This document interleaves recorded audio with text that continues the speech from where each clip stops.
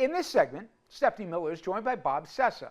Together, the two discuss the fallout from the debate and how that stunning event will impact the race. Here's Stephanie. He looked small, he looked withered, he looked beaten, but most importantly, he looked pissed.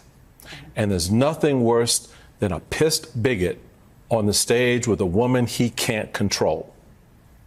And she gave him no quarter for that. She gave him no room. And even in the one moment where she talked while he was talking, and you knew it was the moment he wanted, and he rehearsed it, and he was so anxious to say it, when he looked at her, he goes, "I'm speaking." I'm speaking. Then he said, "Does that sound familiar?" Does that sound familiar? Yeah, he was feeling clever. Yeah. He was feeling in his oats. He was clever, and there was nothing. Yeah. You could hear a collective, what did he just do? Across the country, even amongst his own people. Tonight, Kamala Harris showed that she was not just a vice president, that she was, in fact, ready to be president. She spanked that ass.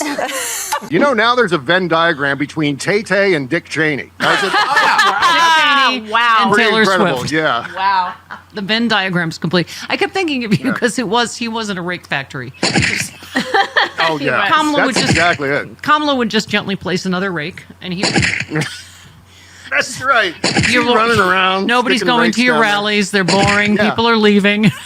And he just kept derping right into it. He derped himself. No one encouraged him to do this. He derped his way into admitting that he doesn't have any sort of health care plan whatsoever. Yep. I have concepts of a plan. Concepts. That's what he said. Yeah. And then he said, well, we'll come up with something, you know, maybe sort of, write things down, jot them on Post-it notes. I don't know what he was saying, but he clearly does not have a health care plan after saying 5 minutes earlier, oh, we've got a great health care plan. We'll have it rolled out for you here any second now. And, you know, in 2 weeks, on Tuesday, we'll have it for you on Tuesday. Yeah. Right. In 2 weeks, we'll definitely have a larger pastiche of healthcare notions. Right.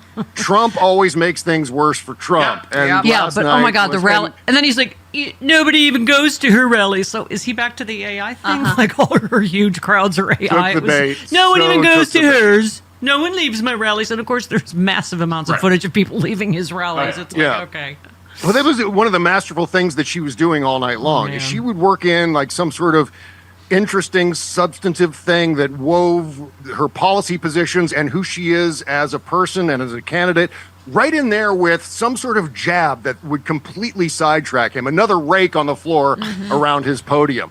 And so then he would take the bait on that as soon as he would come back. And oh my God, it was, one for the ages, I think. And I'd love to see one of these every damn week. Can we have one of these debates every week between now and the election? I know, that was funny. They asked Tim Walz last night, should she do another one? He goes, I hope she does one every day. Yeah.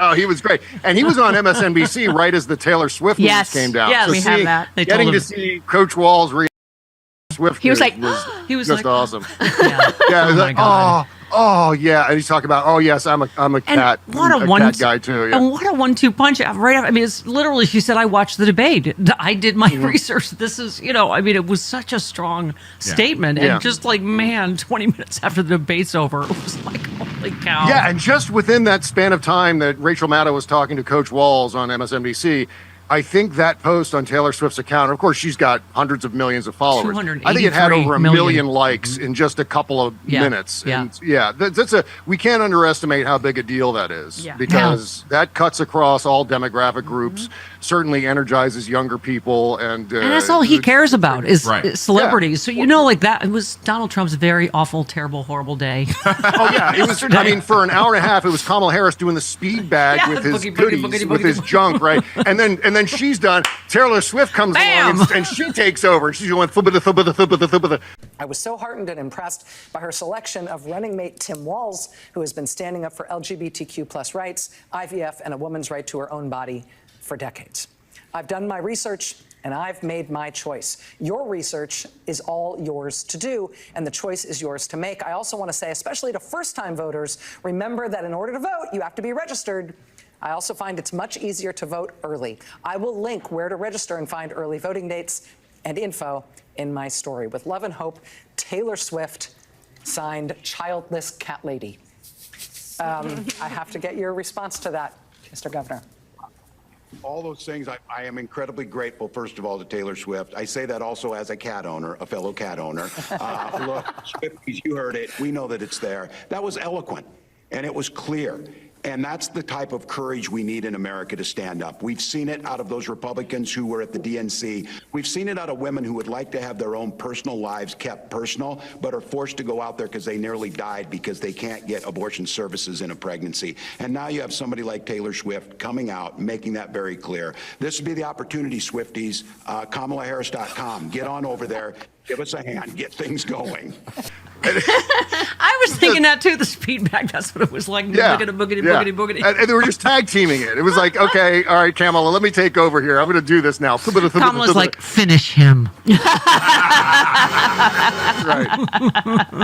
All right. Kamala wins, flawless victory. I had to quote Mortal Kombat. Yeah. You know what? I can't wait to finish up this segment so I can go watch the whole thing over again. I'm just going to watch it all day long on endless loop. In fact, I'm going to make an IV. I'm going to somehow hook up an IV directly to my veins and pump it into my veins. We've been asked specifically on social media, will Bob Cesca give us a moratorium on the don't get happy rule just for a few hours?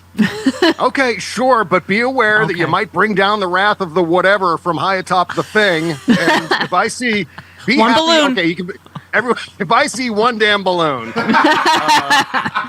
What if you see 99? What if you see 99 red 99 balloons? red balloons. Okay, well, that would be. Isn't that a nuclear war? It is a nuclear war song. Something? Yeah. It is. Yes. Yeah.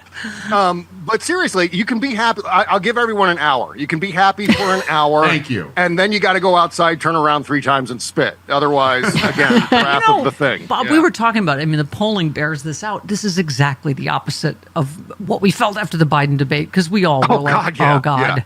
Yeah. Oh, how the worm has turned. Yeah. Everything is now reversed. And I imagine all of MAGA world is feeling like we all did on June 28th this past summer. But I mean, this was a remarkable performance. And I want to emphasize how big a deal this was for Kamala Harris. Yeah. Donald Trump, this is now his 3rd campaign. Mm-hmm. He has faced off against numerous candidates since 2015 on debate stages.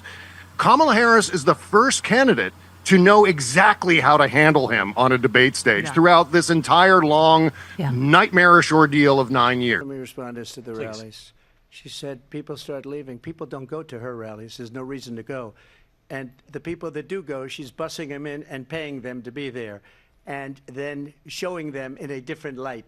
So she can't talk about that. People don't leave my rallies. In Springfield, they're eating the dogs, the people that came in. They're eating the cats. They're eating the pets of the people that live there. ABC News did reach out to the city manager there. He told us there have been no credible reports of specific claims of pets being harmed, injured, or abused by individuals within the immigrant community. Well, I've seen people on television. Let me just say here, this is the people on television say my dog was taken and used for food. You talk about extreme.